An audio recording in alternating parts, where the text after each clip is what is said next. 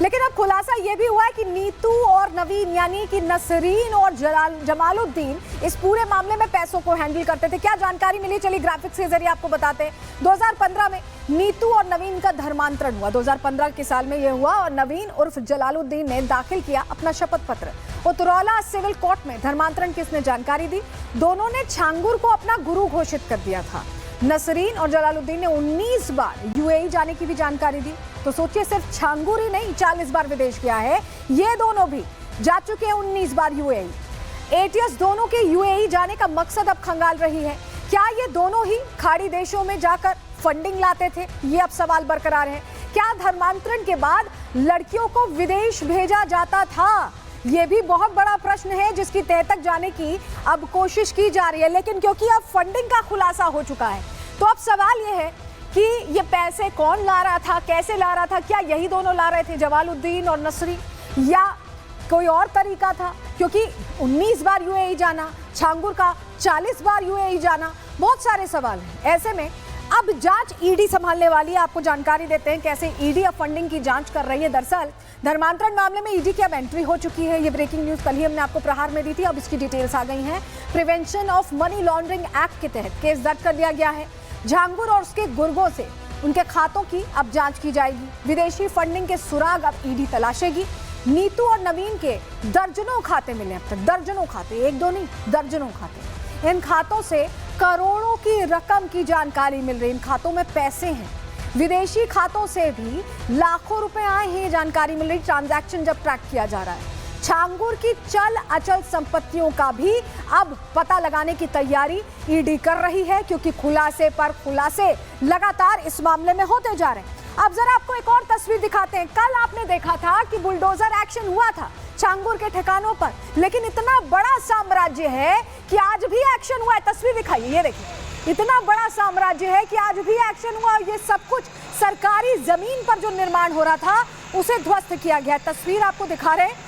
ये तस्वीर अपने आप में बताती है कि आज भी एक्शन करना पड़ा, क्योंकि इतना बड़ा साम्राज्य है जिसको लेकर रोज खुलासे हो रहे हैं, जानकारियां मिल रही हैं।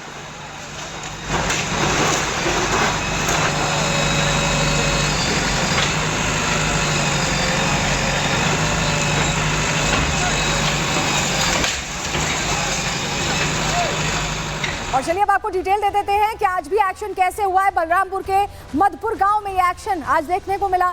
दूसरे दिन भी बुलडोजर एक्शन हुआ है, बुलडोजर गरजे हैं। 40 कमरों की कोठी को ध्वस्त किया गया है। 12 करोड़ की लागत से ये कोठी बनाई गई थी, ये जानकारी मिल रही है। और 3 बीघे में इस धर्मांतरण वाली कोठी का निर्माण हुआ था। यहीं पर पूरा खेल धर्मांतरण का चला करता था। हमारे सहयोगी राघवेंद्र वहां पहुंचे, उनकी रिपोर्ट देखिए वही जो पावर हब बनाया था, जो सोलर सिस्टम का जो पूरी तरह से यहाँ पर पावर स्टेशन तैयार किया था, वह सामान बुलडोजर से लद के जा रहा है।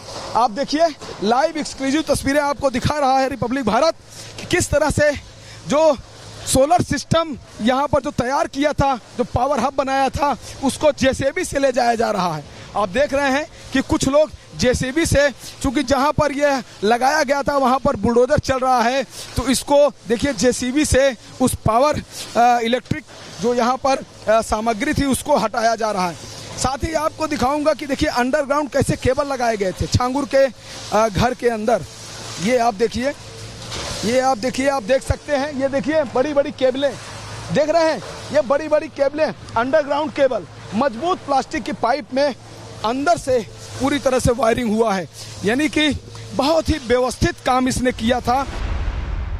तो देखिए 100 करोड़ की फंडिंग, 40 देशों से कनेक्शन, 40 बार यात्रा, नसरीन का 19 बार विदेश जाना, ये बहुत सारे सवाल हैं जिस पूरे घटनाक्रम में खड़े होते हैं। लेकिन योगी सरकार में अतीक अहमद की नहीं चली, मुख्तार की नहीं चली, तो छांगुर की भी कैसे चलती?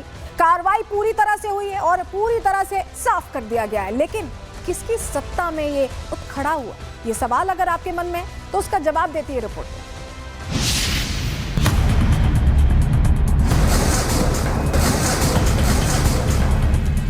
छांगुर बाबा के साम्राज्य में सब कुछ है जिसकी लोग कल्पना करते हैं। अवैध धर्मांतरण के सरगना जलालुद्दीन उर्फ छांगुर बाबा की आलीशान कोठी पर चल रही बुलडोजर कार्रवाई के दौरान चौंकाने वाले खुलासे हो रहे हैं। छांगुर की इस आलीशान कोठी में खाड़ी देशों में इस्तेमाल होने वाले प्रोडक्ट मिले। विदेशी तेल, शैम्पू, साबुन, फ्लोर क्लीनर और वॉशिंग पाउडर जगह जगह बिखरे नजर आ रहे हैं। पुलिस और एटीएस की संयुक्त कार्रवाई के दौरान छांगुर बाबा की कोठी के अंदर गहन तलाशी ली गई। बेडरूम से मिली शक्तिवर्धक दवाइयां सभी को हैरान कर रही हैं। कुछ दस्तावेज भी मिले हैं जो छांगुर बाबा के अवैध कारोबार से जुड़े लेन देन की ओर इशारा कर रहे हैं। कुछ एंटीबायोटिक, एलर्जिक और कुछ दर्द की दवाएं, कुछ। क्या इन सारी दवाइयों को आप लैब में भी भेजेंगे? जी, आगे की हम जांच की कार्रवाई इसमें करेंगे। मसाज ऑयल भी मिला था अंदर, उसके बारे में कुछ? अब भी हम उन चीजों को भी जांच कर रहे हैं। इस कोठी में छांगुर बाबा ने ऐशो आराम की सारी चीजें जुटाई।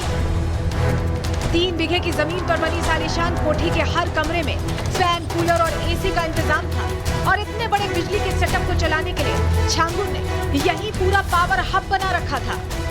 ये कितना बड़ा बिजली का ये कनेक्शन है। यहाँ पर देखिए लाखों करोड़ों रुपए का सेटअप यहाँ पर लगाया गया है।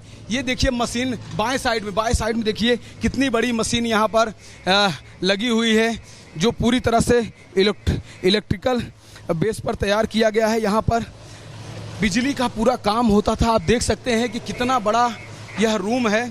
यहाँ पर किस तरह की व्यवस्था थी। ये छांगुर बाबा का पूरा साम्राज्य है। छांगुर बाबा जितना पैसा धर्मांतरण पर खर्च कर रहा था उतना ही पैसा वो अपने शौक पर उड़ा रहा था। ये कोठी भले नीतू उर्फ नसरीन के नाम हो, लेकिन इस कोठी में घोड़े, कुत्ते और पालतू जानवर जलालुद्दीन उर्फ छांगुर बाबा के थे। छांगुर पिछले 10 सालों में अकूत संपत्ति का स्वामी बना तो उसने अपना रहन सहन पूरी तरह से बदल दिया। अपने जानवरों के लिए भी उसने टाइल लगे अस्तबल का निर्माण करवाया। आप देख सकते हैं कि किस तरह से ये लग्जरी कंक्रीट यानी कि बीम दे करके बहुत ही मजबूत पिलर पर इस पूरे अस्तबल को बनाया गया है। हालांकि घोड़े यहाँ से जा चुके हैं, अस्तबल इस समय खाली है। जो और भी पशु थे वो यहाँ से हट चुके हैं। यहाँ पर कुछ सामग्री पड़ी हुई है, लेकिन छांगुर बाबा का जो साम्राज्य था वह काफी बड़ा था। दावा किया जा रहा है कि छांगुर बाबा ने पिछले 40 साल में अपने धर्मांतरण के किले को खड़ा किया। इन 40 सालों में कई सरकारें आईं और गईं, लेकिन किसी ने भी जलालुद्दीन के खिलाफ एक्शन नहीं लिया।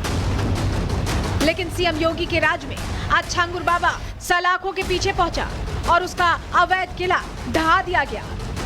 कल बलरामपुर में आपने देखा होगा एक जल्लाद को हम लोगों ने वहां पे भी गिरफ्तार किया है।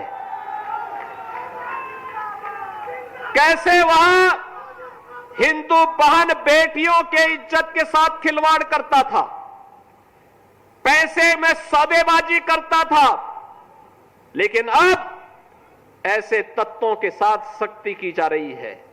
हम समाज को भी टूटने नहीं देंगे। राष्ट्र विरोधी और समाज विरोधी तत्वों को भी चकनाचूर करके रहेंगे। सीएम योगी ने जब से सत्ता संभाली है, अपराधियों को छिपने की जगह कम पड़ गई है। अतीक जैसा गैंगस्टर हो या छांगुर जैसा जिहादी, हर किसी पर